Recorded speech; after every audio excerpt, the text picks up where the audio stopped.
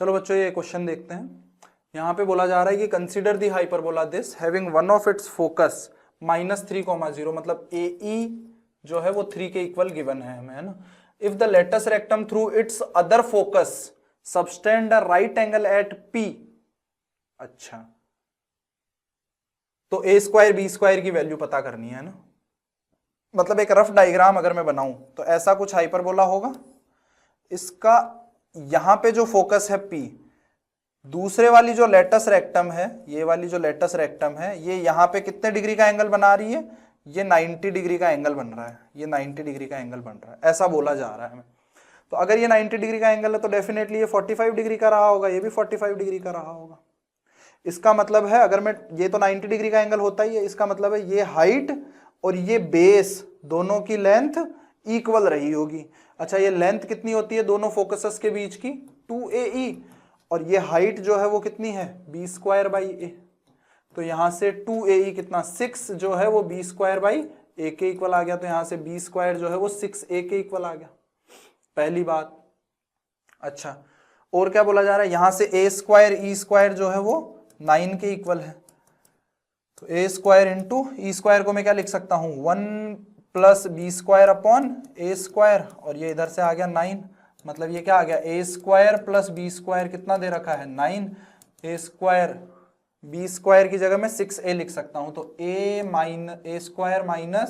Plus 6A -9 = 0। तो यहां से A² की वैल्यू मैं पता कर सकता हूं ना। A की वैल्यू पता कर लेते हैं ना। A की वैल्यू कितनी आएगी? A² निकालना ही पड़ेगा ना, और कोई ऑप्शन तो नहीं है, तो A² निकाला यहां से। A कितना आया? -6 ± √B² -4AC अपॉन 2।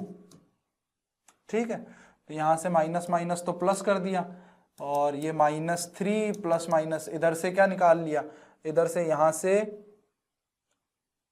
2 का स्क्वायर निकाल लिया, यहां से 2 का स्क्वायर, यहां से 4 निकाल लिया, तो रूट के अंदर कितना बच गया? 9 + 9, तो इधर से -3 ± 3√2। तो देखो माइनस वाला तो होने से रहा, तो ये आंसर एक ही आएगा, 3√2 - 3। तो ये हमारे पास में A आ गया। A आ गया तो B भी आ जाएगा। B² कितना आ जाएगा? 6 टाइम्स A।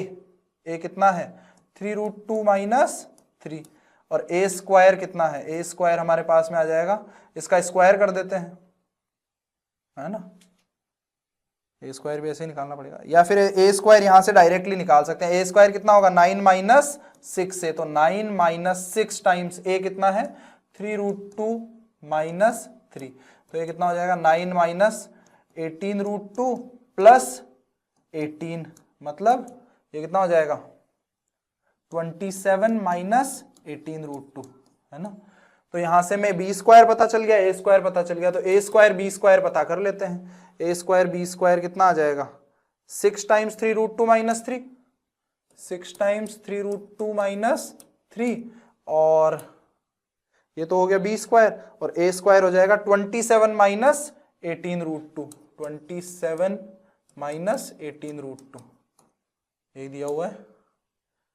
चलिए, तो यहां से A² B², अच्छा किस फॉर्म में दिया हुआ है? ये दिया हुआ है α√2 - β, है ना।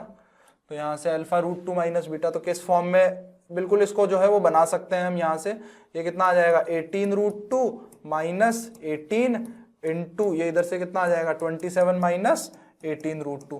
तो जब हम इसको मल्टीप्लाई करेंगे तो डेफिनेटली एक हमारे पास में समथिंग इंटू √2 आएगा, और प्लस समथिंग कांस्टेंट आएगा। ये तो क्या आएगा? इंटीजर आएगा, यहाँ पे भी इंटीजर आएगा और यहाँ पे भी इंटीजर आएगा। तो बेसिकली इसका और इसका हमें क्या पूछ रहा है? सम पूछ रहा है, तो वो सम जो है वो 1944 आ जाएगा। ठीक।